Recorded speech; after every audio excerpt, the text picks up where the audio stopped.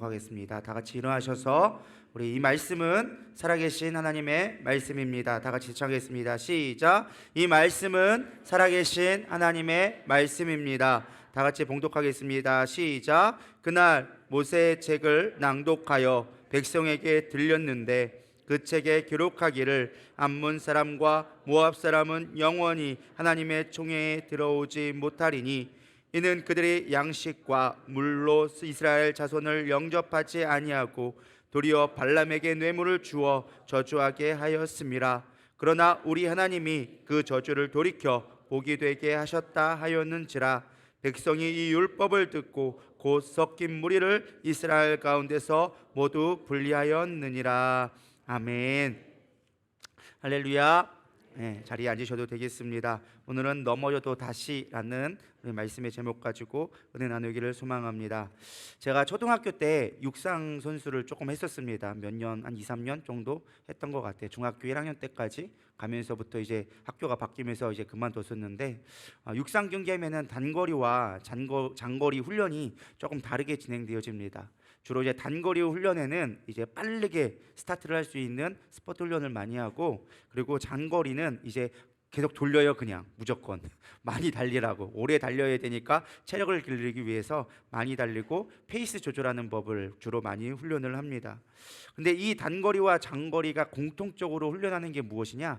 마지막에 스포트를 잘할 수 있는 것, 마지막 끝에 견뎌낼 수 있는 것들을 주로 많이 훈련을 합니다. 사실 선수들이 뛰어나다 하지만 거기서 거기에요. 사실은 뭐 진짜로 막 전문 스포츠인이 된다면 이제 정말 뛰어난 특출한 몇 명의 선수가 있을지 모르겠지만, 대부분은 다 뛰어난 선수들이 모이니까 어떤 경기를 하면 결승의 마지막 메달을 색깔을 결정하는 건 마지막 끝에서 얼마나 누가 견뎌내고 스포트를 낼 수 있는가, 그것에 따라서 메달 색깔이 결정되는 것을 보게 되어집니다. 힘들어도 끝까지 견디는 자만이 메달을 누리게 되어지는 것입니다. 오늘 본문 13장은 사실 그런 이야기를 다루고 있습니다. 12장에서 성벽 봉헌식이 끝났습니다. 사실 예배 회복으로 끝나고 멋있게 피난으로 끝낼 수 있었어요. 1, 2장은 느헤미야가 하나님 앞에 이제 이스라엘의 회복을 위해서 무엇을 해야 되는지 기도하며 준비하는 과정을 다루었다면, 이제 3장부터 이제 7장까지는 성벽 재건의 공사의 과정이 나옵니다. 어떤 외부적인 공격, 내부적인 공격, 리더를 향하는 공격, 이런 어려움들이 있었지만 잘 견뎌나고 성벽이 재건되어집니다. 그리고 8장부터는 어떤 얘기가 나오죠? 영적 대각성 운동이 벌어나기 시작하는 거예요. 초막절을 지키며 말씀을 지키면서 그들이 말씀을 듣고 회개의 운동이 일어나기 시작하는 거예요. 한 달 가까이를 집회를, 영적 대각성 집회를 일게 되어집니다. 그들 마음 가운데 우리가 그냥 은혜를 잊지 말자, 이거를 장차 영원토록 우리 후세에게도 기록되고 계속적으로 하나님의 은혜를 누리자 하면서 서약식까지 하게 되어집니다. 막 그렇게 하고 나니까 이제 마지막이 뭐가 되어집니까? 12장 어제 지난주에 했던 거, 금요일에 했던 거 뭐죠? 성벽 봉헌식을 하게 되어집니다. 그리고 예배의 회복, 그리고 제사장들의 기록들을 쭉 기록하면서 다시는 잊지 말자, 다시는 우리가 하나님의 이런 심판을 받지 말자 결단하면서 끝나게 되어지면 얼마나 좋겠습니까? 그게 12장까지 내용인데, 느헤미야가 이제 끝나고 원래 처음 올 때 어떻게 얘기했습니까? 아닥사스다 왕에게 내가 어느 정도 일정의 기한을 두고 나에게 휴가를 주면 내가 가서 우리 조상들의 무덤을 잘 지킬 수 있도록 그런 건축하는 일을 하고 오겠습니다라고 아닥사스다 왕에게 허가를 받고, 쉽게 말하면 휴가를 오게 된 거예요. 그 기간이 끝났잖아요. 이제 성벽 봉헌식까지 끝났으니까, 할 일 다 했으니까 다시금 돌아가게 되어졌습니다. 그런데 문제가 이때부터 시작되어져요.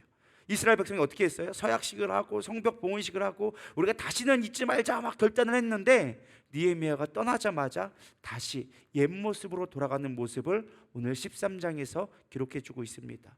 그 소식을 듣고 다시 느헤미야가 거기서 도착한 지 얼마 안 돼서 다시 예루살렘으로 돌아와 재갱신하는, 다시 한번 갱신하는 그런 모습을, 반복적인 모습을 보여주고 있습니다. 사실 느헤미야는요, 부족한 것이 없었어요. 권력과 돈과 명예가 넘쳐났던 자였습니다. 지금으로 말하면 우리가 유엔 사무총장 반기문 사무총장님이 지나갔잖아요. 우리가 얼마나 위대하게 여겼습니까? 전 세계 사람들이 우러러보고 존경했잖아요.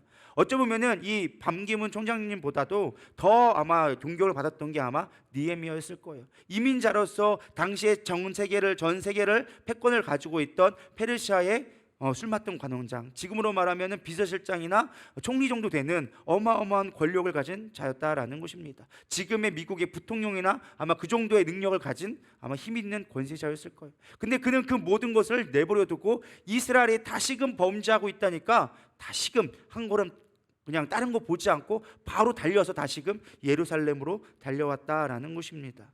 왜 그랬을까요? 왜 달려왔을까? 이미 성벽은 재건해놓고 자기가 할 일은 정말로 다 했다라고 할 수 있음에도 불구하고 다시금 돌아와서 재건하게 되어졌다라는 것입니다. 저는 그 이유가 어디에 있느냐? 그는 하나님께 충성되었기 때문에 그렇다라는 것입니다. 여러분, 성경에서 말하는 충성이 무엇일까요? 여러분이 생각하는 충성은 어떤 것입니까? 여러분이 정의하는 충성이 어떻게 정의합니까? 어떻게 하십니까? 우리 나라에 한번 얘기해 볼까, 대표로? 충성이 뭘까? 막상 알 것 같은데 막상 물어보면 참 난감하죠. 뭔 것 같아요? 충성이? 우리가 대부분 생각하는 사람들이 생각하는 게 열심히 하고 어떠한 명령에도 복종할 수 있는 걸 우리는 충성이라고 생각할 때가 많습니다. 물론 그것도 맞는 말입니다. 그러나 이 성경에서 가장 중요한 충성은요, 처음과 끝이 같은 거예요. 처음과 끝이 같을 수 있을 때 저는 그거를 충성된다라고 이해합니다. 어떻게 보면 본질을 잃지 않는 거, 성실되어지는 거, 변하지 않는 거, 그것이 우리가 생각하는 충성의 모습이 아닌가 생각되어집니다. 근데 많은 사람들이 우리 신앙생활하면서 충성되기가 참 어려운 것 같아요. 처음에는 우리가 예수님을 믿고 막 은혜를 경험하고 그러면 하나님, 내가 하나님 전부를 드리겠습니다, 하나님은 내 삶의 전부입니다, 나는 하나님 위해 죽겠습니다 막 결단하는데 그게 얼마 못 가. 조금만 살만해지고 조금만 편안해지고 교회 생활에 익숙해지면 우리는 어떻게 되어집니까? 다시 옛삶으로 돌아가게 되어지는 거예요. 제가 목회를 그렇게 오래 하진 않았습니다. 이제 뭐 전도사부터 시작해서 한 10여 년 됐는데 많은 사람은 아니어도 제 주변에 많은 간증을 듣고 제가 실제로 목도하기도 합니다. 처음 올 때는 막 하나님의 은혜를 경험합니다. 뭐 병도 낫고 막 문제도 해결되어지고 그러니까 할렐루야 아멘 막 은혜도 받는 것 같은데 한 신앙생활 1년 하게 되어지면 서서히 익숙해지는 거예요. 서서히 이제 게을러지기 시작하는 거예요. 그러면서 점점점 교회를 떠나가게 되어집니다. 뭐 맨날 이렇게 예배 드리냐 막 그러면서 주일날 나도 이제 가족여행도 가고 딴 것도 하고 싶고 막 하면서 점점점 교회를 멀리하게 되어집니다. 안타깝게도 우리 교회도 그런 성도들이 몇몇 있었어요. 목사님 교회 몇 주만 좀만 쉴게요. 그 사람들 영원히 쉬더라고요. 여러분, 우리가 하나님 앞에 달려가는 데는요 멈춤이 없어야 되리라 믿습니다. 멈추는 순간 죽는 거예요. 연어가 물길에 올라가다가 멈춰버리면 떠내려가는 거예요. 근데 멈춰버리기 시작하는 거예요. 좀만 쉴게요. 피곤해서 조금만 쉴게요. 그러다 보면요 신앙이 뚝뚝뚝뚝 밀려나기 시작합니다. 그렇다고 사람이 내 마음대로 잠깐 쉰다고 행복해질 것 같아요? 몸이 엄청나게 건강해질 것 같아요? 그렇지 않더라고요. 그런 사람들의 삶을 보면요 지금은 행복해 보여도 10년 안 가더라고요. 10년 안 가서 그들의 삶들이 피폐하기 시작하더라고요. 하나님의 심판을 받기 시작하더라는 것입니다.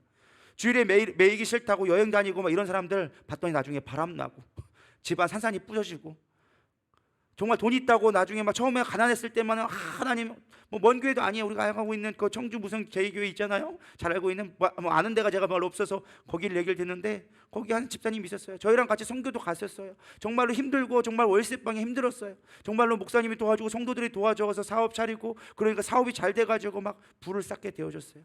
어느 순간 그 가난하던 게 집 사고 뭐 차 사고 그러더니만은 애들 막 좋은 명품 옷 입고 다니고 그러더니만 슬슬 교회 안 나오기 시작해요. 그러다가 채 5년도 안 돼서 갑자기 암이 걸려서 돌아가셨어요. 교회 안 나오고 목사님한테 막 바쁘도 안 된다고 집에 사업에 뭐 바쁜 게 있다고 어디 뭘 해야 된다고 슬슬 예배 안 나오기 시작하고 그러면서 목사님 하는 말에 막 대들기 시작하고 그러더니 하나님이 데려가셨어요. 그 가정 흩어지기 시작했어요. 여러분 살아계신 하나님을 두려워하기를 소망합니다. 우리 하나님을 두려워하지 않아요. 우리가 조금만 편안해지면 하나님을 떠나게 되어진다는 것입니다. 여러분 끝까지 충성되기를 소망합니다. 반면 주님 앞에 붙어있는 자들의 삶을 봤습니다. 그들의 삶을 보면요 정말 뭐 고난이 끊이지 않아요. 그럼에도 불구하고 하나님은요 그들의 삶을 변화시키더라는 거예요. 처음에 월세방에서 전세방으로, 전세에서 내 집을 마련하게 되어지고 큰 집 그건 중요치 않아요. 어쨌든 집을 마련하게 되어지고 자녀들도 문제가 있었는데 회복되어지고 무엇보다 저는 공부를 잘할 수도 있고 못할 수도 있다 생각해요. 좋은 직장 못 다닐 수도 있다고 생각해요. 그게 우리의 신앙의 척도는 아니에요. 그러나 중요한 건 그 자녀들이 올바로 잘하더라라는 것입니다. 저는 우리 자녀들에게 바라는 거 다른 거 원하지 않습니다. 뭐 공부 잘하는 거 잘하면 좋죠. 못하는 것보다 낫겠죠. 근데 저는 공부하라고는 예배 잘 안 해요. 건강하게, 대신에 정신이 온전하게 남을 배려할 수 있고 사람은 사람다운 생각을 갖게 되고 이기적이지 아니하고, 저는 그것이 무엇보다 더 중요하다고 생각되어집니다. 제가 뭐 인생을 오래 살지는 않았지만 사람이 살다 보니까 사람과 어울릴 수 있는 게 진짜 행복이더라고요. 오늘날 가장 큰 문제가 무엇이냐? 사람과 어울리기를 힘들어하는 자녀들을 너무나 많이 보게 되어집니다. 그리고 건전한 길로 가는 것이 아니라 부정적이고 삶을 피폐해지고 죄악된 길로 가는 자녀들을 너무나 많이 보게 되어집니다. 우리가 하나님 안에 있으면요, 그 자녀들이 온전하게 되어지더라고요. 그게 어디 있느냐? 바로 저예요. 사실 저희 집이 그렇게 편안하고 온전한 가정은 아니었습니다. 그럼에도 불구하고 제가 이 자리에 서 있고 그 목사로서 사명 감당할 수 있는 건 하나님 안에 있으니까. 고난이 없었느냐? 아니요, 고난이 끊이지 않았어요. 그런데도 불구하고 그 고난들을 이겨서 이 자리까지 와 있다라는 거예요. 하나님은요, 하나님 안에 있으면 힘든 것 같아 보여도요 헤이지 않게 만듭니다. 광야의 길을 걷게 만드는데 신발이 헤이지 않게 만들고, 먹을 것이 없는 것처럼 보여도 때마다 하나님이 먹여주고 입혀주고 보호하시고 우리가 가야 할 길을 인도하고 계시다라는 것입니다. 그게 신앙 안에 있는 거예요. 그게 그 안에 붙어 있는 게 여러분 충성되는 거예요. 미련하리만큼 이 자리에 앉아있고 내가 미련하리만큼 손해를 보면서 하나님의 일을 감당할 때 그것이 충성된 거예요. 그런 사람들에게는 하나님이 놀라운 은혜가 있으리라 믿습니다. 절대 변하지 않는 하나님의 축복이 있으리라 믿습니다. 여러분, 변질되지 마십시오. 오늘 느헤미야처럼 본질만 붙들고 내가 있는 모든 것들을 누릴 수 있음에도 불구하고 그것을 버려버리고 오직 본질만 붙들 수 있는, 하나님 앞에 예배하는 자로서 온전히 설 수 있는 저와 여러분 되기를 축원합니다. 느헤미야는 와서 그럼 어떻게 개혁을 이뤄냈느냐? 첫 번째는요, 세상을 끝내내는 걸 다시 한번 시작합니다. 우리 1절 한번 보도록 하겠습니다. 시작. 들렸는데 그 책에 기록하기를 암몬 사람과 모압 사람은 영원히 하나님의 총에 들어오지 못하리니. 여기서 그날이라고 나온 건 앞에 있는 12장에 있는 내용을 이어받고 있는 내용이에요. 12장에 무슨 내용이 있었어요? 성벽 봉헌식이 있었어요. 성벽 봉헌식 때 말씀이 무엇이었느냐? 암몬과 모압 자손, 그러니까 발람이 있었잖아요. 성경 말씀에 발람이 있었는데 발락 왕이 우리 이스라엘을 좀 저주해줘라. 이들이 너무 강성해서 우리가 두렵다. 그러니까 네가 능력이 있다고 하니까 이스라엘에게 저주를 하면 그 능력이 이스라엘이 망하게 될 것 같다. 그러면서 이스라엘의 선지자였던 발람을 불러오기 시작합니다. 저주해달라고 합니다. 그래서 발람이 돈에 넘어가가지고 막 가려고 하는데 나귀가 반대하고 하나님의 사자가 있어서 죽이려고 하니까 깨닫고 도리어 저주가 아닌 축복을 하게 되어지죠. 그 이야기가 여기 나와져 있습니다. 그러면서 하나님이 이스라엘 백성에게 주신 말씀이 무엇이냐? 이 모압과 암몬이 하는 짓이 너무 하나님 보기에 옳지 않았던 거예요. 원래 모압과 암몬은 누구예요? 이스라엘의 지파 중에 하나였어요. 롯의 두 딸이 있었잖아요. 근데 다 죽고 없으니까 아버지에게 술 먹여가지고 첫째가 낳고 둘째가 아버지와 동침해서 낳은 자식이 모압과 암몬이었거든요. 어쨌든 이스라엘의 계복 가운데 있는 한 지파 중에 하나예요. 형제라고 볼 수 있죠. 이스라엘의 장자라고 한다면 형제 집안으로 볼 수 있는데 이스라엘의 사사건건 길을 방해하고 저주하려고 하고 대적하니까 하나님이 이제 이 암몬과 모압 족속에게 영원토록 저주를 내립니다. 너희는 하나님의 총회에 들어오지 못한다. 너희는 나의 권속이 될 수 없다. 너희는 이방인과 같다라고 사실 선언하게 되어집니다. 그게 그 말씀을 성벽 봉헌식 때 읽었던 거예요. 근데 느헤미야가 이제 성벽 봉헌식이 끝나고 다시 페르시아로 돌아갔는데 이들 가운데 어떤 일이 벌어지느냐? 다시금 암몬과 모압 족속과 손을 잡기 시작한 거예요. 그것도 누가 했느냐? 바로 제사장이었던 엘리야십이 이 암몬 사람과 손을 잡은 거예요. 대표적인 암몬 사람이 누구예요? 성경에 나온, 여기 느헤미야에 나온 사람이 도비야가 어떤 사람이었습니까? 느헤미야를 죽이려고 그렇게 발악하고 끊임없이 성벽 재건에 모함과 비방과 조롱을 통하여서 성벽 재건에 방해했던 자가 이 도비야였어요. 암몬 사람이었다라는 것입니다. 근데 하나님을 믿고 하나님의 성전을 지켜야 될 엘리야십이 뭐 한 거예요? 도비야와 손을 잡은 거예요. 왜였느냐? 이 도비야가 누구와 결혼했어요? 엘리야십과 사돈을 맺은 거예요. 그러니까 이 피는 하나님보다 뭐가 더 가까운 거였어요? 당장 결혼한 내 자식이 더 귀한 거예요. 그리고 이 제사장이 있다 보니까 원래 백성들이 11조를 내고 거제물을 내고 헌금을 내야지 제사장들 그걸 먹고 거제물을 가지고 예배가 운영되어지고 성전이 유지보수되어지는데 이스라엘 백성들이 막 예배드리고 성전 봉헌식 끝나고 나니까 다시 옛삶으로 돌아가기 시작하는 거예요. 온전히 11조를 드리지 않냐고, 천열매를 드리지 않냐고, 거제물을 드리지 않냐고, 예배에 온전히 드리지 않기 시작하니까 이 제사장도 먹고 살아야 되잖아요. 그러니까 당장 가까이 있는 도비아에게 손을 벌리기 시작한 거예요. 도비아가 도와주기 시작하니까 뭐 하기 시작합니까? 성전 안에 도비아가 일할 수 있도록 성전에 집무실을 만들어 줍니다. 근데 어떤 집무실을 줬느냐? 원래 그거에 11조를 보관하고 원래 거제의 제물을 드리고 성전의 기물을 보관하는, 쉽게 말하면 내탕고를 비워가지고 거기에가 도비아가 머물 수 있도록 한 것이다 라는 것입니다. 어디에 말씀에 지금 제약된 거예요? 암몬과 모압 족속을 하나님의 총회, 성전에 들이지 말라는 하나님의 말씀에 어긋나게 되어진 거예요. 이 소식을 듣고 느헤미야가 돌아와서 당장 이거부터 해결하기 시작한 것입니다. 느헤미야 도비아의 집무실에 도착하자마자 거기 있는 짐을 다 빼버리고 다시금 그 안에 성전의 재물들을 쌓기 시작했던 이야기가 바로 첫 번째 개혁의 이야기였습니다. 하나님 앞에 뜻대로 살겠다고, 하나님의 언약대로 살겠다고 고백한 지 채 한두 달이 지나지 않아서 이들이 깨어지기 시작했다라는 것입니다. 이것이 주는 영적 교훈은 무엇일까요? 바로 도비아는 세상의 영을 의미합니다. 우리로 말하면 도비아는 세상의 영입니다. 그리고 엘리야십은 무엇입니까? 우리가 예배하는 자를, 우리를 모습을 보여주고 있는 거예요. 우리는 하나님의 내탕고를 잘 지켜서 믿음과 말씀과 기도와 찬양을 통해서 우리 내탕고를 잘 쌓아서 하나님을 예배하는 자로 살아야 되는데, 이 하나님을 예배하는 자가 아니라 뭐로 살아가고 있는 거예요? 세상과 타협하고 물질에 타협해서 인간관계에 타협하여져서 세상의 영을 우리 마음 가운데 모셔두기 시작한 거예요. 그리고 어떻게 되어진 거예요? 도비아가 이 안에서 집무실을 꾸몄다라고 성경은 이야기하고 있습니다. 사단이 우리 안에서 세상과 타협하게 되어지니까 사단이 우리 마음 가운데 아주 장난치고 있다라는 거예요. 우리 안에 집을 짓고 사단이 이 안에서 역사하고 있다라는 것을 영적으로 해석해 볼 수 있다라는 것입니다. 여러분, 세상에 도비아의 영을 끊기를 소망합니다. 하나님의 내탕고가 믿음의 말씀으로, 기도로, 찬양으로 채워질 수 있는 저 여러분 되기를 소망합니다. 조금의 약간의 물질을 가지고, 세상적인 것 가지고 우리가 타협하기 시작하면 우리에게 무너지는 것은 한순간이다라는 것입니다. 여러분, 삶의 안정은 우리에게 편안함을 줍니다. 우리가 신앙생활하면서 편안함이 오는 것 무엇보다 소중합니다. 그러나 여러분들 깨어있기를 소망합니다. 우리가 편안하다 보면 어느 순간 우리는 거만하고 교만하게 되어집니다. 고난이 영광이라고 고난이 있을 때 우리는 하나님을 찾습니다. 그런데 조금만 편안해지면 우리는 하나님 찾기보다 세상을 더 좋아할 때가 많이 있습니다. 저도 사실은 참 제 자신을 너무 잘 알아요. 그래서 제가 조금만 게을러지면 하나님 상관없는 삶을 살아가는 데 참 익숙합니다. 제가 지난 코로나 가운데 사실 집에서 격리를 했잖아요. 그러니까 거기 방에 있다 보니까 사실은 뭐 성경 보고 기도하면 얼마나 은혜롭겠습니까? 근데 제가 뭐를 했냐면 TV를 보기 시작한 거예요. 핸드폰 가지고 우리 유셉 정신의사 뭐 유세풍인가? 뭐 그거를 제가 완독하기 시작했어요. 그동안 한 번도 못 봤던 거를 1편부터 지금까지 나온 거를 완독을 하기 시작했습니다. 그러면서 참 재밌네, 배울 게 많네, 그러면서 사실 보고 있었어요. 근데 제가 그 격리가 끝나고 나니까 정신 차리기 시작하는 거예요. 나 목사인데 나 뭐 하고 있었지?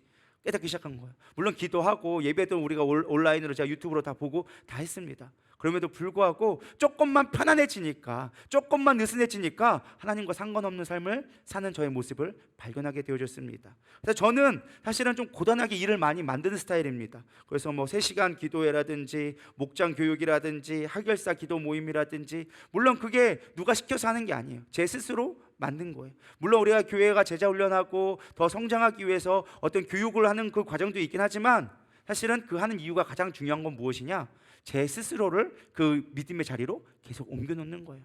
학열사를 통하여서 제가 계속 제 스스로 공부하고 계속 교육하게 만들고, 또 설교를 통하여서 설교를 계속적으로 정리를 하면서 책을 만드는 작업을 하고 있고, 목장 교육들을 일부러, 사실은 얼마든지 좋은 교재 제가 사다 갈 수 있어요. 좋은 교재 너무 많아요. 근데 저는 단 한 번도 제가 교재를 사용해 본 적이 없습니다. 제가 일일이 다 묵상해서 매번 교재를 만들어요. 여러분, 그거 별거 아닌 것 같아도 진짜 하루 꼬박 걸립니다. 묵상을 하루 종일 합니다.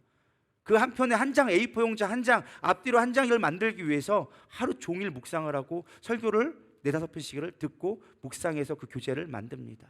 왜 그럴까요? 쉽게 갈 수 있어요. 얼마든지 좋은 교재 많이 있어요. 근데 그걸 하는 이유가 무엇이냐? 제 스스로 그 안에 머물러 있으려고. 왜냐? 그 시간대를 내가 하지 않으면, 그 시간대를 만들어 놓지 않으면 나도 모르게 핸드폰 보고 있고 유튜브 보고 있고 딴짓하고 있으니까. 그 시간대를 통하여줘서 내가 억지로 그 시간 가운데로 몰아놓는 거예요. 그래야 은혜를 잊지 않으니까, 그래야 하나님 안에 더 거할 수 있으니까. 여러분들 삶 가운데 하나님 안에 거하기 위해서 어떠한 일들을 하고 계십니까? 예배의 자리를 만드십니까? 아니면 집에서 성경 읽는 시간대를 약속하고 있습니까? 제가 예전에 들었어요. 여러분들 하루에 최소한 5번 이상 기도를 하자. 최소 여러분들이 아침, 점심, 저녁 먹는 시간, 아침에 일어나서 저녁에 먹는 시간, 거기다가 우리가 뭐 하는 거예요? 알람 최소한 한두 번씩이라도 해서 우리가 그 시간 짧게라도 기도한다면 우리의 삶 가운데 늘 하나님을 기억할 수 있다. 여러분 얼마나 지키고 계시는가요? 그 전에 한두 번이 하고 계시는 것 같은데 아마 다시금 원상복귀된 것 같아요. 여러분 다시 한번 도전해 보시길 바랍니다. 여러분들의 삶 가운데 매 순간순간 주님을 기억하며 주님을 찾을 수 있는 그 자리로 여러분들을 이끌어가기를 소망합니다. 그래야 우리는 긴장감을 놓치지 않아요. 근데 우리도 모르는 사이에 조금만 편안해지면, 여러분 솔직히 집에 가면 성경을 먼저 핍니까? 리모컨을 먼저 들고 있습니까? 리모컨 들잖아요. 리모컨 들면 여러분들 성경책 볼까요? 안 볼까요? 그러니까 TV 보다가 나 1시간 됐으니까 TV 끄고 이제 성경책 봐야지, 기도해야지 하는 사람 제가 이제까지 단 한 명도 못 봤습니다. 리모컨 키면 밤 12시 땡 할 때까지. 요즘엔 동해물과 백두산도 안 나오더라고. 24시간 하더라고요. 채널이 좋아가지고 24시간 TV 보고 있는 거예요. 옛날엔 12시 되면 동해물과 백두산 하면 TV 끄고 잤는데 요즘은 그것도 없더라고요. 그냥 TV 끝날 때까지, 내가 졸릴 때까지 여러분 TV 보고 있지 않습니까? 다른 거 보고 있지 않습니까? 유튜브 보고 있지 않습니까? 우리가 하나님의 간에 얼마나 거하려고 몸부림치고 있습니까?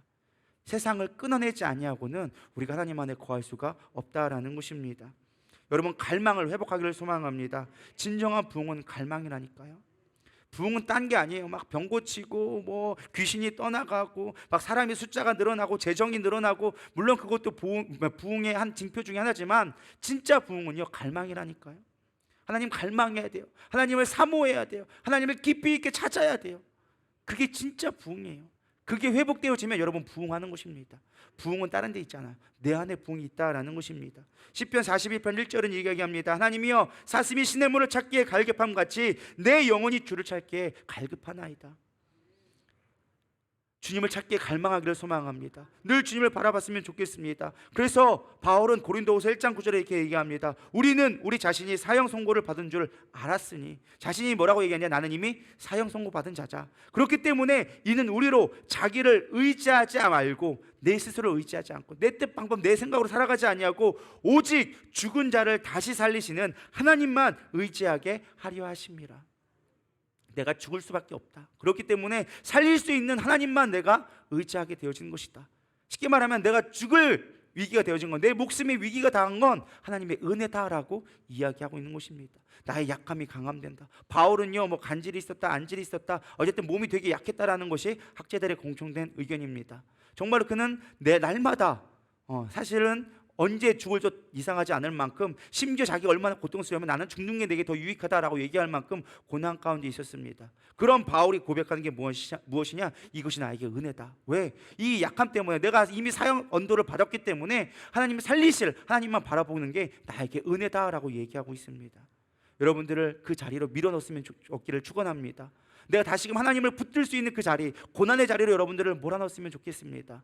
김노기 목사님이 이렇게 얘기하더라고. 나는 맨날 사고치고 다닌다. 나도 잘한다. 근데 내가 조금만 여유로우면 내가 풀어질 걸, 내가 너무 교만할 걸 알고 내 팔자가 드선 거 너무 알기 때문에 나는 매일 하나님을 어떻게 기쁘시게 할 수 있을까, 늘 고난의 자리로 나를 밀어넣는다라고 말씀하시더라고요.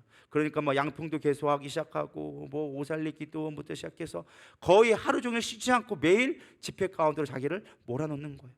왜 쉬고 싶지 않겠습니까? 왜 피곤하지 않겠습니까? 여러분 2박 3일 집회하고 나면요, 솔직한 얘기로 저도 해보지만 한 쉬고 싶습니다.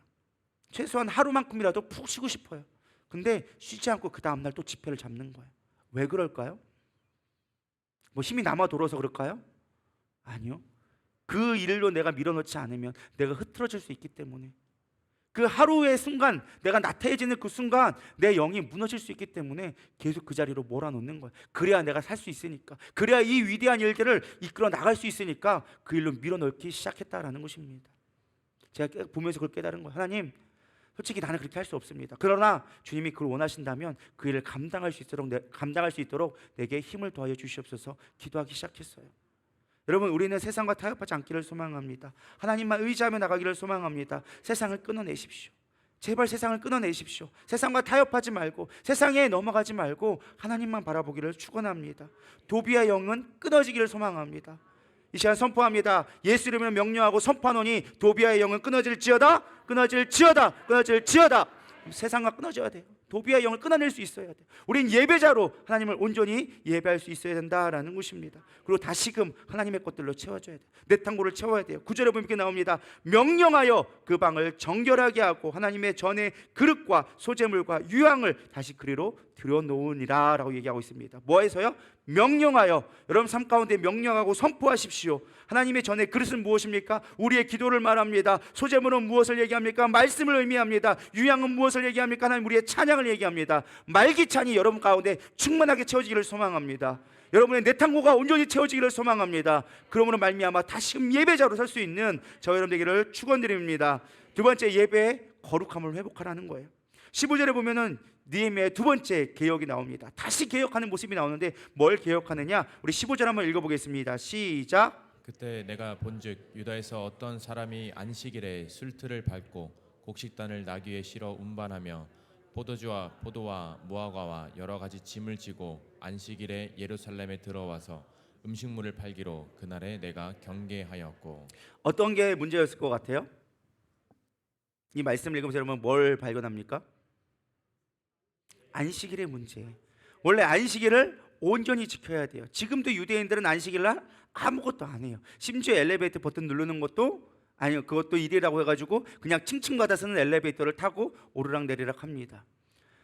안식일을 거룩히 지켜야 되는데 유대인들이 지금 뭐하고, 이스라엘들이 뭐하고 있는 거예요? 장사하기 시작하는 거예요. 포도주와 포도와 무화과와 여러 가지 짐을 싣고 안식일에 예루살렘에 들어와서 음식물을 팔기로 장사하기 시작하는 거예요. 예수님이 예루살렘에서 가장 먼저 했던 사건이 뭐라고요? 성전 정화. 성전 정화가 뭔 사건이에요? 예루살렘 성전에서 예배를 해야 되는데 예배하지 않고 장사하고 있으니까 상을 뒤엎고 채찍을 들어서 화를 내면서 분노하면서 어찌하여 하나님의 기도하는 집을 기도하지 아니하고 장사만 하고 있느냐, 그러면서 화를 내시면서 비둘기를 다 엎으시고 상을 다 엎었잖아요. 느헤미야도 똑같은 일을 한 거예요. 너희들이 다시금 예배하겠다고 작정하지 않았느냐? 서약하지 않았느냐? 하나님의 말씀을 듣고 너희들이 헌신하지 않았느냐? 내가 떠난 지 얼마 됐다고 다시 또 장사하고 있고, 이제 예전에 성벽이 없어서 살지 못한다고 그렇게 난리 필 때는 언제고, 성벽 지어놓고 살집 지어주니까 이제 거기서 먹고 살겠다고 장사하고 있겠느냐? 왜 하나님을 경외하고 만월히 여기느냐? 하나님은 기도하는 집이다. 너희들 온전히 예배해라. 말 안 들어보니까 어떻게 합니까? 아예 문을 닫아버립니다. 총독으로서 야, 문 닫아버려. 아예 사람들 못 들어오게 그냥 온전히 예배자만 예배할 수 있게 다 문을 닫아버립니다. 근데 어떤 일이 발생이 되어집니까? 장사꾼들이 절대 쉽게 놓지 아니하죠. 어떻게 해야 됩니까? 문 앞에서 밤새 기다리고 있는 거예요. 문만 열리기를. 문만 열리면 가가지고 바로 장사하기 시작하는 거예요. 뿐만 아니라 어떻게 하게 되어집니까? 심지어 이방인들이 와가지고 거기서 장사하고 있는 거예요. 국제 무역 교역이 일어나기 시작하는 거예요. 그러면서 수많은 사람들이 양의 문, 어문 뭐 이렇게 해가지고 문이란 문을 다 들어와가지고 이방인들이 장사판을 벌이고 있는 거예요. 니에만 너무 화가 냈어요. 문을 다 닫아버리고 온전히 예배하라. 온전히 안식일을 지켜라.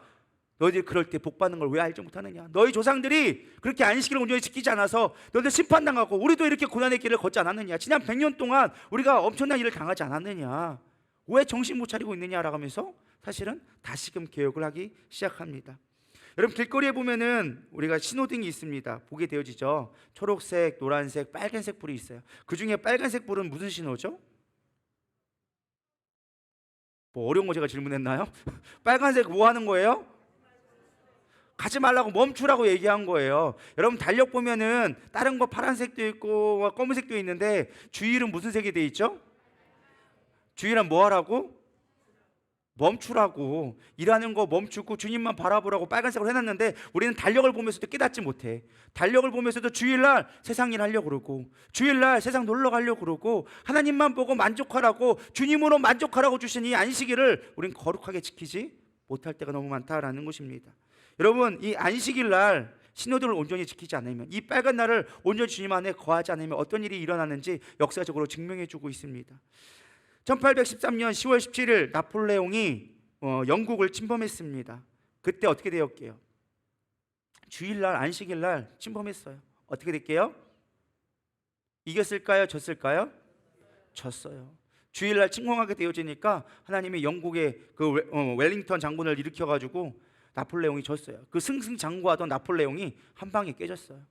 여러분 1941년 12월 8일 일본이 미국을 침공했습니다. 그때가 주일이었습니다. 어떻게 할게요? 히로시마에 원자폭탄 2대 맞고 전쟁에서 졌어요. 또 1950년 6월 25일 북한의 김일성이 남한을 침공했습니다. 그때가 주일이었어요. 어떻게 됐게요? 전쟁에 졌어요. 물론 우리가 더 힘쓰지 못해서 인천 장육제에서 더 밀고 나갔으면 저 위에까지 갔을 건데 그게 안 돼서 이제 체제가 갈리면서 공산주의와 자유민주주의로 나누면서 남북한이 분열됐지만 어쨌든 그 남북한 한반도 전쟁에 어떻게 되어집니까? 패배하게 되어졌다니까요. 주일날 전쟁해가지고 이긴 팀들이 역사상 한 번도 없었어요. 주일날은 쉬는 날이에요. 심지어 이 전쟁 가운데 주일날 쉬고 기다렸더니 그 주일날 크리스마스 때 하나님을 찬양했더니 전쟁이 끝났습니다. 그럼 역사 가운데 있는 이야기들이에요. 주의를 온전히 지키시기를 소망합니다. 이사야서 58장 13절 14절에 이렇게 얘기하고 있습니다. 다 같이 읽어보겠습니다. 시작. 안식일에 내 발을 금하여 내 성일에 오락을 행하지 아니하고 안식일을 일컬어 즐거운 날이라 여호와의 성일을 존귀한 날이라 하여 이를 존귀하게 여기고 내 길로 행하지 아니하며 내 오락을 구하지 아니하며 사사로운 말을 하지 아니하면 내가 여호와 안에서 즐거움을 얻을 것이라. 내가 너를 땅의 높은 곳에 올리고 내 조상 야곱의 기업으로 기르리라. 여호와의 입의 말씀이니라. 아멘. 하나님은 분명하게 우리에게 약속해 주셨어요. 안식일을 거룩히 지키면 땅에서 높임 바리가 되리라. 여러분 높아지고 싶습니까? 안식일 잘 지키라니까요. 세상 속에서 열심히 충성한다고 높아지는 게 아니에요. 쓰다가 버려버려요. 토사구팽 되어져요. 만만하게 여기는 거예요. 그러나 주일을 안식일 온전히 지키는 자는요, 하나님이 그를 높여주기 시작합니다. 이게 하나님의 영적인 방법이라고요. 또 무엇보다 뭐하게 되어 있습니까? 기업을 얻게 되리라. 야곱의 기업을 얻게 되리라. 야곱의 기업이 뭘까요? 너는 담장 너머로 뻗은 나무 가지에 부른 열매처럼. 야곱의 축복이 뭐예요? 열매가 아니라 담장을 넘었다라는 거예요. 열방 가운데 너의 축복의 기업의 열매들이 넘치게 되어진다는 거예요. 그게 야곱의 축복이었어요. 너의 기업이 넓어진다. 너의 삶의 열매들이 담장을 넘어서 열방을 향해서 퍼지게 되어진다. 그게 야곱의 축복이었어요. 여러분 열방을 향해 하나님을 높이시는 것, 그것이 하나님이 하신다라는 거예요. 또 무엇보다 가장 중요한 게 뭐예요? 여호와 안에 즐겁게 되리라. 너희가 여호와 안에서 즐거움을 얻게 될 것이다 라고 약속해 주고 있어요. 안식일만 잘 지켜도요 우리는 행복해질 수 있다니까요. 근데 우리는 안식일을 거룩히 지키지 않아요. 안식일날 놀러갈 계획 세우고 있고, 안식일날 일하려고 작정하고 있고. 여러분 안식일날 주일날에는요 그냥 핸드폰 딱 끄고 아침부터 예배 끝나는 그 순간까지 나는 온전히 주님만 바라보겠다라고 작정하고 나올 때 여러분 삶 가운데 이러한 축복이 있으리라 믿습니다. 이런 축복이 여러분 가운데 넘치기를 축원합니다. 여러분 나는 주일을 온전히 지키고 있는가 잘 점검해 보시기를 소망합니다. 코로나 이후 참 안타까운 거, 우리 교회는 참 그래도 감사하게 거의 참석하는데 다른 교회 큰 교회들을 보면요 아직까지도 비대면 예배를 고집하는 성도들이 점점 증가하고 있다는 거예요. 제 친구들에서 큰 교회 다니는 친구들이 많이 있어요. 물어보면 솔직하게 재정은 크게 영향이 없대요. 조금 줄어들긴 했는데 거의 비슷하다고 합니다. 왜? 기존 나오던 성도들이 그냥 헌금하니까 별로 큰 문제가 없어요. 근데 믿음 없는 성도들이 예배를 참석하지 않는 거예요. 온라인으로만 예배를 드리고 있는 거예요. 그러면서 나는 예배 드렸다라고 얘기하고 있는 거예요. 그런 성도가 너무 많다라는 거예요. 수요일 금요일 예배 거의 안 드리고 있는 거예요. 그냥 온라인만 보고 난 예배 드렸어. 오늘 좋네 이렇게 얘기하는 거예요. 여러분 예배가 사실 우리가 집합 금지 이런 것 때문에 예배를 못 드렸다, 그건 어쩔 수 없다고 생각해요. 나라에서 그렇게 정한 걸 우리가 법을 어길 수는 없잖아요. 악법도 복이라고 지키긴 지켜야죠. 그러나 이제 자유하게 되어졌거든요. 근데 중요한 건 자유함이 있음에도 불구하고 우리는 자유를 포기하고 스스로 구속된 사람들이 너무나 많다는 것입니다. 여러분 안식일을 거룩히 지킬 수 있는 저럼 되기를 소망합니다. 그렇게 될 때 하나님이 우리 가운데 능력을 주시기 시작하는 거예요. 그럴 가운데 부흥은 오기 시작하는 거예요. 우리가 얼마나 안식일이 많이 무너졌습니까? 우리가 예배가 얼마나 많이 무너졌습니까? 다시금 예배가 회복되기를 소망합니다. 성문을 닫아야 돼요. 그렇게 해서 가장 중요한 게 뭐예요? 성문을 닫아라. 여러분 마음의 여지를 주지 마십시오. 성벽이 아무리 세워져 있다 할지라도 성문이 열리면 얼마든지 유혹이 들어올 수 있다는 거예요. 우리가 교회가 세워지고 영적 공동체가 세워지고 많은 우리의 보호 시스템들이 성벽이 세워졌다 할지라도 중요한 건 내 마음문을 다스리지 못한다면, 이 작은 마음문 하나 다스리지 못한다면 우리는 유혹에 넘어갈 수밖에 없다라는 것입니다. 어떤 학자가 이런 말을 하더라고요. 유혹은 매력적이다. 그렇지 않다면 그것은 유혹이 아닐 것이다. 세상의 유혹은 참 매력적입니다. 재밌고 좋아 보입니다. 그것이 더 좋은 것이라고 여겨집니다. 매혹적인 거예요. 그래서 유혹인 거예요. 근데 우리는 그거를 물리칠 수 있어야 돼요. 주일날 돈 벌면 더 부자 될 것 같죠? 얼마나 유혹적입니까? 주일날 노는 게 또 왜 이렇게 좋아? 오늘 날씨도 또 왜 이렇게 좋아? 놀러 가고 싶고, 여기 깜깜한 데서 여기서 뭐 하고 있나?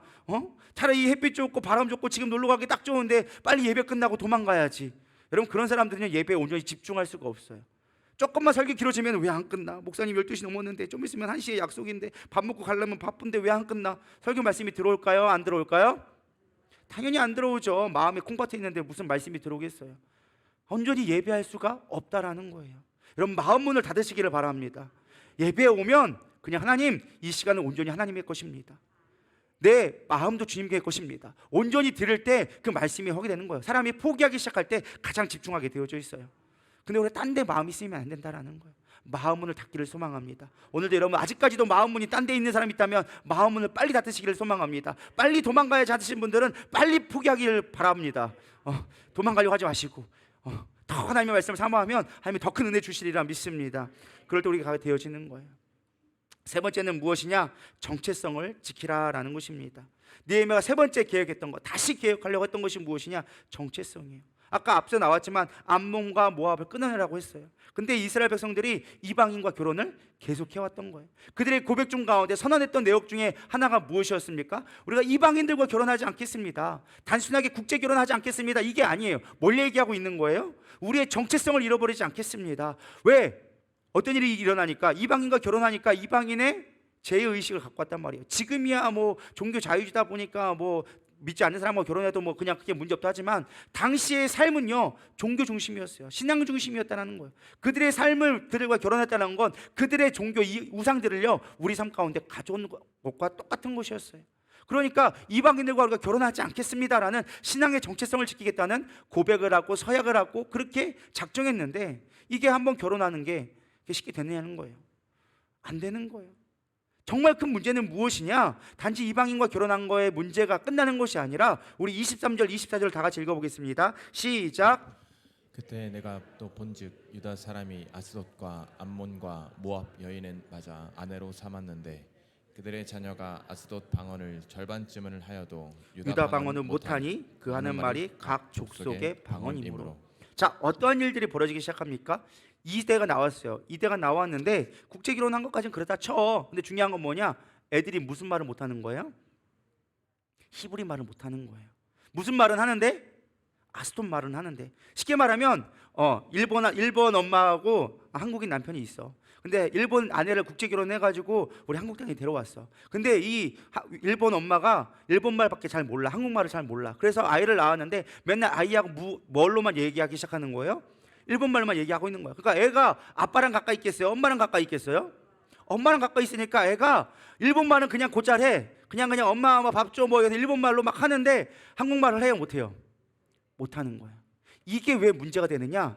당시의 고대 사회에서 성경을 들을 수 있어요. 성경은 우리는 지금 성경책을 갖고 글자를 읽고 글자를 읽을 수 있으니까 성경을 글자로 보니까 읽을 수 있다라고 생각하지만, 당시에는 성경을 읽었을까요? 잘 못 읽었을까요? 잘 못 읽었어요. 성경을 볼 수 있는 게 뭐예요? 오로지 말씀을 들음으로. 그래서 성경 말씀이 뭐였어요? 믿음은 들음에서 남이니라라고 얘기하고 있잖아요. 말씀을 알아들어야 되는데 말을 할 줄을 몰라. 그러면 하나님의 말씀을 들을 수 있을까요? 못 들을까요? 못 들어요. 12세가 되어져서 아버지의 신앙교육을 받아야 되는데 아버지의 신앙교육을 받지 몰라. 왜? 말을 못하니까. 말을 알아듣지 못하니까 아버지의 교육을 들을 수가 없어. 신앙의 대가 끊기게 되어진 거예요. 하나님의 신명기의 가장 큰 명령이 무엇이었어요? 쉐마 이스라엘이여, 들으라 이스라엘이여. 뭘 들으라는 거예요? 내가 너희 하나님임을 들으라는 거예요. 하나님이 너희를 위해서 이스라엘 백성을 어떻게 세우시는지 들으라는 거였어요. 근데 들을 귀가 없게 되어지는 거예요. 여러분, 이건 우리에게 영적인 교훈은 무엇을 얘기합니까? 우리가 세상과 타협하고 있게 되어지면 우리의 믿음의 귀가 막힐 수가 있다는 거예요. 말씀이 들려지지 않을 수 있다는 거예요. 세상과 타협하는 순간 세상의 방법과 세상의 논리와 우리가 끊을 바를 끊지 못하면, 사람들과의 관계를 끊지 못하고 세상의 관계를 끊지 못한다면 하나님의 말씀이 들려지지 않게 되는 거예요. 믿음의 계보가 끊겨지게 되어지는 거예요. 그럼 믿음의 계보를 이어갈 수 있기를 소망합니다. 믿음을 이어갔으면 좋겠어요. 우리 다음 세대에게도 믿음의 계보를 이어가기를 축원합니다. 믿음에 들려지면서 말씀에 들려지는 은혜가 여러분 가운데 있기를 축원합니다. 우리 말씀을 들어도 들을 수가 없는 거예요. 들리긴 들려도 무슨 말인지 알지 못하는 거예요. 여러분, 혹시 그런 자가 있습니까? 그럼 이따 나오세요. 기도해 드릴 테니까. 여러분, 말씀을 들을 수 있는 귀가 있기를 소망합니다. 우리 목사가 지금 목도 쉬어가지고 말도 잘 안 나오는데, 막 목소리도 잘 안 나오는데, 여러분 그럼에도 불구하고 반드시 들을 것이 있다는 거예요. 깨달아져야 한다는 거예요. 깨달을 때 삶이 변화되어지니까. 그럼 우리의 정체성이 회복되기를 소망합니다. 제가 지난번에 우리의 후에마이 시리즈를 했어요. 나는 과연 누구인가? 우리의 정체성이 무엇인가에 대해서 같이 나누었었습니다. 우리는 그리스도의 신부요, 우리는 그리스도의 군대요, 우리는 하나님의 자녀요, 여러 가지 우리 그리스도의 열매요, 뭐 여러 가지 가지고 우리가 같이 나누었습니다. 여러분, 우리가 얼마나 정체성을 갖고 살아가고 있습니까? 세상 속에서 내가 하나님의 자녀라는 그 정체성을 얼마나 갖고 살아가고 있습니까? 그저 교회만 왔다 갔다 했다고, 설교 말씀 들었다고 여러분 그리스도인 되는 게 아니에요. 내가 누구인지를 아는 게 그리스도인 된다라는 것입니다. 난 세상 속에서 그리스도의 빛으로 살아가기를 소망합니다. 세상의 소금 되기를 소망합니다. 하나님의 군대 되기를 축원합니다. 하나님의 자녀 되기를 소망합니다. 하나님의 거룩한 신부가 되기를 축원합니다. 정체성을 가져야 된다는 거예요. 그럴 때 갈 길이 보이게 되어지고, 말씀도 들려지게 되어지고, 내 삶에 결정할 것들이 결정되기 시작하는 거예요. 여러분, 정체성을 분명하기를 소망합니다. 정체성이 흔들리면 안 되는 거예요. 이 사람들이 정신 못 차리고, 그럼에도 느헤미야가 얘기합니다. 야, 이방인과 결혼 끊어라 라고 얘기하니까 이들이 들었을까요? 안 들었을까요? 안 들었어요. 안 들으니까 어떻게 했느냐? 우리 25절 한번 읽어보겠습니다. 시작.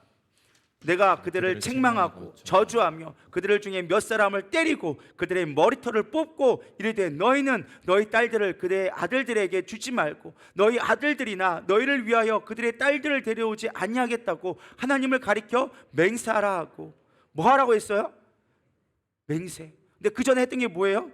말을 안 들으니까 처음에는 책망합니다. 야, 결혼하면 안 돼. 빨리 끊어. 빨리 지금 돌이켜. 너의 정체성을 회복해야 돼. 말을 안 들어. 나중에 이제는 책망하기, 저주하기 시작합니다. 야, 너 그러다 진짜 죽는다니까? 너 그러다 죽어! 죽을래? 막 이렇게 한 거예요. 막. 너 죽을래 살래? 막 이렇게 한 거예요. 그래서 그렇게 했는데도 불구하고 들었어요? 안 들었어요? 안 들었어요. 그러니까 나중에 몽둥이 들고 때리기 시작하는 거예요. 때리고 나중에 안 되니까 머리끄댕이 잡고 죽을래 살래 한 거예요. 제가 여러분들의 머리끄댕이를 안 잡기를 축원합니다. 여러분, 죽을래 살래 하지 않기를 소망합니다. 언제까지 목사가 가가지고 언제까지 정신 차릴래? 죽을래 살래? 너 언제까지 그리스도인으로 살래? 너는 하나님의 자녀라고 언제까지 그렇게 머리끄댕이 잡을 수가 있겠습니까? 저는 그렇게 할 만한 용기도 별로 없어요. 근데 제가 중고등학교 때 흰돌산 기도원을 가면요, 윤석정 목사님이 그때만 해도요 힘이 넘쳐났어요. 지금이야 이제 막 70대 넘으시고 하니까 워낙에 이제 연로하셔서 그것도 잘 못하시지만 한창 때 막 50대 후반 60대는요 막 힘이 넘쳐나셔가지고 애들 오면요 그냥 사거리 팼어요. 너 머리 염색한 거 너 나와, 뭐 배꼽 튀기고 있는 너 나와, 너 뭐 애니큐하고 뭐 입에 화장했던 거 니들 중고등학생이 무슨 화장이야 다 올라와. 그래놓고 막 매를 듣고 막 때렸어요. 진짜로 막 때리고 막 니들 뭐 정신 못 차린다고 막 XX 하면서 막 욕을 하고 그랬거든요. 그때는요 그게 이해가 안 됐었어요. 도대체 뭐 하는 걸까? 목사가 왜 저러지? 막 그런 생각을 한 적도 있었어요. 근데 제가 이제 목사가 돼보고 정말로 이제 양떼를 관리하다 보니까 그 마음이 얼마나 귀한 것인지 깨닫게 되어졌어요. 그렇게 해서라도 하나님의 백성으로 살아가기를 소망하는 마음, 그게 진짜 목자구나. 윤석정 목사님 하나님이 괜히 쓰시는 게 아니구나. 그러한 간절한 마음이 있으니까 하나님이 쓰시는구나. 여러분, 무엇을 깨닫습니까? 여러분, 하나님 앞에 정체성을 잃지 않기를 소망합니다. 빼앗기면 끝나는 거예요. 머리끄댕이 잡아서라도 온전히 돌아올 수 있다면 저는 머리끄댕이를 끌어 잡는 게 옳은 거라고 생각합니다. 성경 말씀에 뭐라고 있어요? 잠언에 매를 들어서 그 자녀가 올바로 설 수 있다면 그게 진짜 사랑하는 거다. 그러나 사랑하지 않는 사생아는 그냥 내버려 두는 거다. 여러분, 주님 안에 온전한 정체성을 가지고 살아가기를 소망합니다. 목회자가 욕한다고, 목회자가 왜 한다고 전화 끊지 마시고, 전화 일로 오는데 수신거절하지 마시고, 여러분 들을 수 있는 데가 되기를 소망합니다. 그럴 때 여러분들이 사는 거예요. 그럴 때 여러분 가운데 회복의 은혜가 있게 되어진다라는 것입니다. 참 세상의 이치 방법, 세상의 방법, 우리의 정체성을 얼마나 흔드는지 모릅니다. 우리 이단들의 특징은 무엇이냐? 우리 세상적인 것들을 참 만족시켜 줍니다. 신천지에 가보니까요, 신천지에 간암 환자가 있으니까 한 집사님이셨는데 간에 염증이 있거나 간암이 있었대요. 그러니까 간이식을 받아야 되는데 신천지가 와가지고 간이식 해줬다라는 거예요. 그거에 넘어가가지고 신천지에 넘어간 사람을 이야기를 제가 들은 적이 있습니다. 토끼도 주지 않는 간을 줬다고 지옥 갈 줄 모르고 신천지로 넘어가는 어리석음이 없기를 소망합니다. 돈 준다고, 나에게 조금 안일함을 준다고, 편안함을 준다고, 나에게 상담해줬다고, 여러분 그런 거에 넘어가지 않기를 소망합니다. 우리의 정체성을 흔들리지 않아야 돼요. 그들은 세상적인 만족을 줘요. 일자리를 주고, 집에 도움을 주고, 뭐 건강을 챙겨주고, 온갖 선의를 다 베풉니다. 그것에 넘어가지 않기를 소망합니다. 우리는 말씀을 들어야 돼요. 우리는 예수만이 오직 생명임을 여러분들 잊지 않기를 축원합니다. 이제 말씀을 대충 정리할 건데요, 느헤미야 영적 갱신에 몇 가지 원리가 있습니다. 첫 번째는요, 말씀에 근거한 개혁이었다라는 거예요. 대나가나 개혁한 것이 아니었어요. 자기 마음에 안 든다고 혼내킨 게 아니에요. 성경에 근거해서 말씀을 개혁하기 시작했다라는 것입니다. 첫 번째 도비아의 사건 때는요, 뭘 얘기했느냐? 우리 18절 보면 너희 조상도 이와 같이 행하지 않았느냐? 너희들이 암몬 사람을 이렇게 하지 드리지 말라고 했는데 발람의 이야기를 듣고 너희들 뭘 배우냐? 이건 내가 얘기한 것이 하나님이 암몬과 모압 족속을 하나님의 총회에 드리지 않겠다고 얘기하는데 왜 하나님의 성전에 이 발람, 도비아를 드리느냐? 하나님의 성전의 말씀을 왜 듣지 않느냐? 말씀을 근거하여 개혁이 이루어졌다라는 것입니다. 두 번째 사건은 뭐였어요? 안식일 지키지 않은 거. 야, 너희 조상들이 안식일 지키지 않아서 다 무너지지 않았느냐? 세 번째, 이방인과의 결혼할 때도 마찬가지죠. 솔로몬 이야기를 들으면서 야, 솔로몬을 봐봐라. 이방 여인들 채워가지고 다 무너지지 않았느냐? 이스라엘이 왜 분리되어지고 나라가 멸망했느냐? 결국엔 이방족들 가져와가지고 하나님의 십계명 어겨서 그런 거 아니냐라고 하면서 책망하기 시작합니다. 뭐에 근거한 것이었어요? 말씀에 근거한 것이었어요. 우리의 삶의 개혁은요, 늘 말씀으로 개혁되어야 되리라 믿습니다. 개인의 주장이 아니라 말씀을 가지고 깨달을 때 개혁은 일어나기 시작하는 거예요. 여러분 삶 가운데 늘 개혁이 있기를 소망합니다. 늘 말씀으로 여러분 삶을 되돌아보기를 소망합니다. 묵상하면요, 가장 먼저 다가오는 게 뭐라고요? 나를 살피게 되어지는 거예요. 내 삶의 문제가 뭐지, 죄악된 것이 무엇인지를 드러나게 만드는 거예요. 근데 말씀을 안 보잖아요. 내 삶의 죄악이 무엇인지 우리는 깨달을 길이 없어. 사람이 아무리 목사가 얘기해도 들리지 않아. 내가 깨닫지 않으면 들리지 않게 되어져 있다는 거예요. 이런 말씀을 늘 묵상하면서 깨닫기를 축원합니다. 에릭 머텍서스라는 복음주의 베스트셀러 작가가 있는데 그가 책을 쓰면서 이런 이야기가 있습니다. 왜 오늘날 젊은 청년들이 기독교를 떠나가는가에 대한 질문의 답을 이렇게 대답해 주고 있습니다. 어릴 적부터 교회에서 신앙생활을 했던 젊은이들이 신앙을 등지고 무신론자들이 되어가는 이유는 성경이 아닌 흥미 위주의 사역이 오히려 부작용으로 교회를 떠나게 만들었다. 세상의 방법으로 교회를 불러 모으려 하다 보니 오히려 교회를 떠나게 되었다. 성경을 진지하게 가르치지 않고 그들이 지루하게 여길까봐 그들의 재미를 맞추는데 시간을 할애했기 때문이다 라고 이야기해 주고 있습니다. 말씀을 말씀대로 여기지 아니하고 재미 위주, 흥미 위주 세상적인 방법들을 가지고 추구하기 시작하니까 결국에는 하나님을 떠났다라는 거예요. 그러나 지루하지만 힘들지만 어렵지만 말씀대로 강론했을 때 그들이 오히려 말씀 안에 거하더라는 거예요. 우리는 말씀 안에 서기를 소망합니다. 신혼교회는 누가 뭐래도 말씀 중심의 교회가 되기를 축원합니다. 초대교회처럼 말씀을 듣고 말씀을 지켜 행할 때 말씀의 영적인 원리를 우리 삶 가운데 적용했을 때 우리는 흔들리지 않고 온전한 부흥이 있게 되리라 믿습니다. 두 번째는 기도로 개혁했다라는 거예요.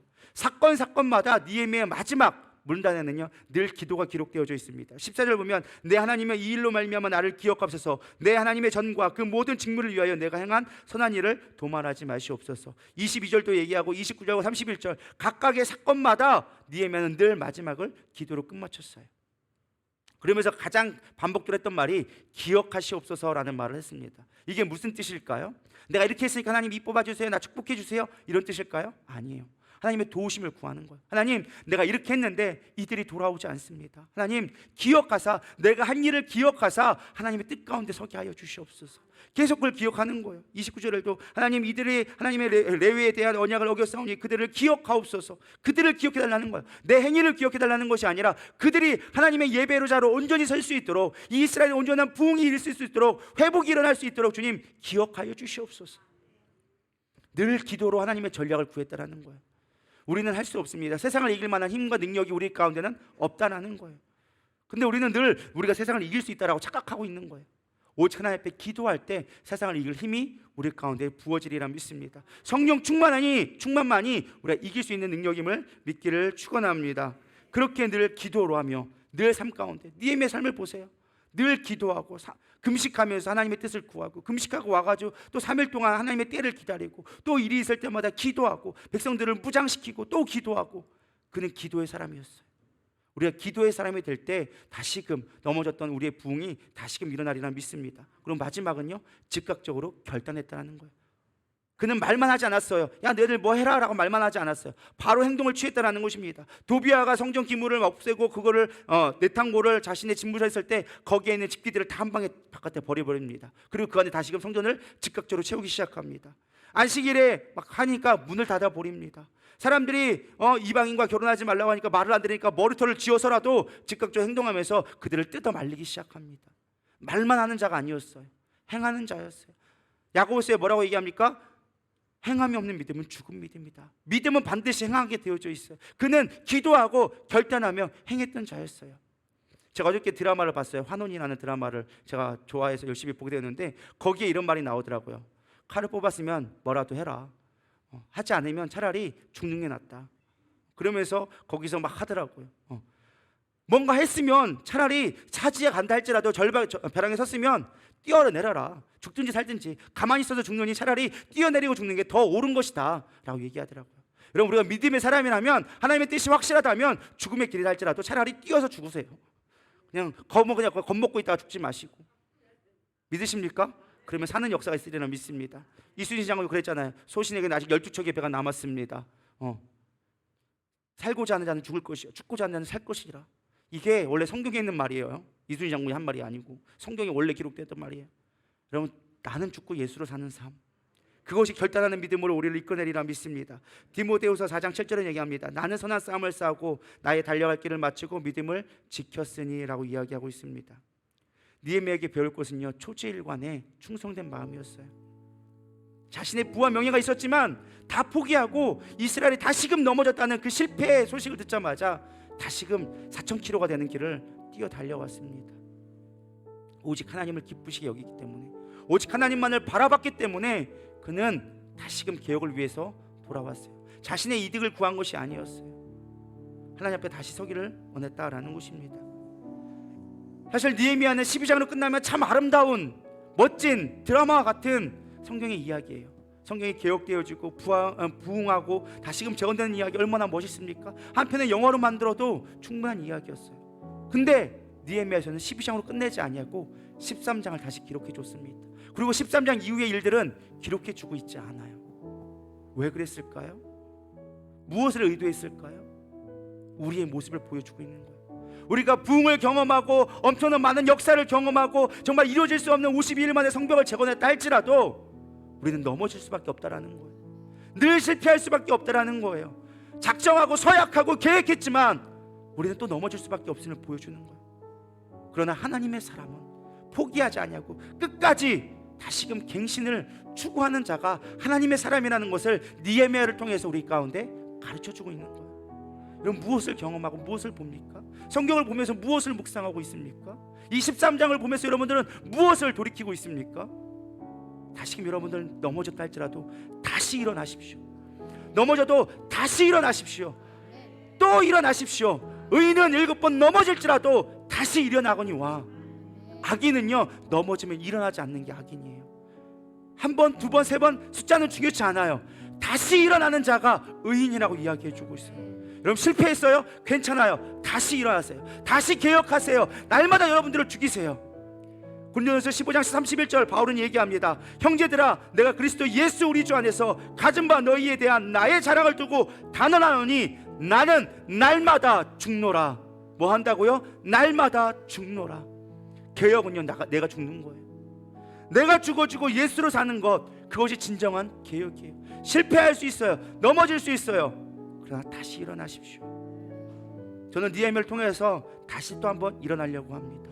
우리 신혼교회도 다시금 일어나기를 소망합니다. 여러분의 무너진 신앙 다시 한번 일으키기를 소망합니다. 안식일 이제까지 못 지켰다고요? 괜찮아요. 다시 일어나세요. 이방 세상 것들 아직 끊지 못했다고요? 괜찮아요. 다시 일어나고 끊어보세요. 내가 하나님 가운데 온전히 서지 못했다면 이제 다시금 일어났으면 좋겠습니다. 하나님 우리를 절대 외면하지 않으세요. 하나님 앞에 우리가 다시금 나아가면 우리를 다시금 받아주시는 분이세요. 왜? 하나님은 오래 참으시는 분이시니까. 우리를 사랑하시는 분이니까. 우리가 그분을 버리지 않는 한 그분은 우리를 버리지 않아요. 여러분, 다시 일어나십시오. 넘어져도 다시 한번, 넘어져도 다시 한번. 우리 이 시간 찬양으로 고백하며 나갔으면 좋겠습니다. 뒤에 불 좀 꺼주시고요. 주여, 우리는 연약합니다. 오늘을 힘겨워합니다. 그러나 내가 주님 가운데 다시 서기 원합니다. 우리 고백하는 마음으로 찬양하고 말씀 마치도록 하겠습니다. 주여, 주여, 우린 연약합니다. 우린 오늘을 힘겨워합니다. 주 뜻 이루며 살기에 부족합니다. 우린 연약합니다. 주여 우린 넘어집니다. 오늘 하루 또 실수합니다. 주의 긍휼을 구하는 죄인입니다. 주만 바라봅니다. 우리 두 손 들고 한없는 주님의 은혜 온 세상 위에 넘칩니다. 가릴 수 없는 주 영광 온 땅 위에 충만합니다. 주님만이 길이 오니 우린 그 길 따라갑니다.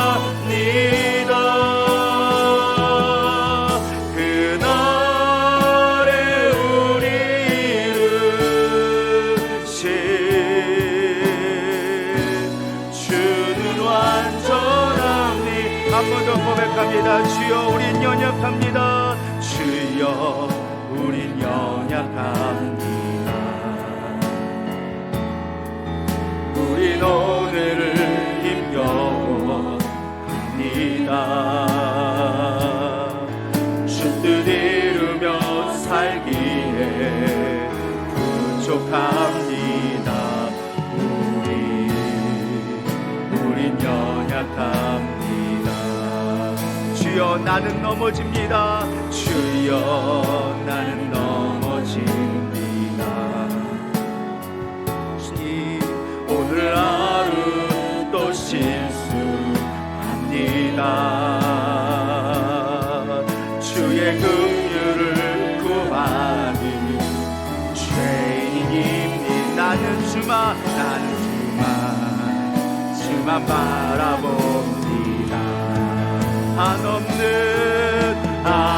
한없는 주님의 은혜 온 세상 위에 넘칩니다. 가릴 수 없는 주 영광 온 땅 위에 충만합니다.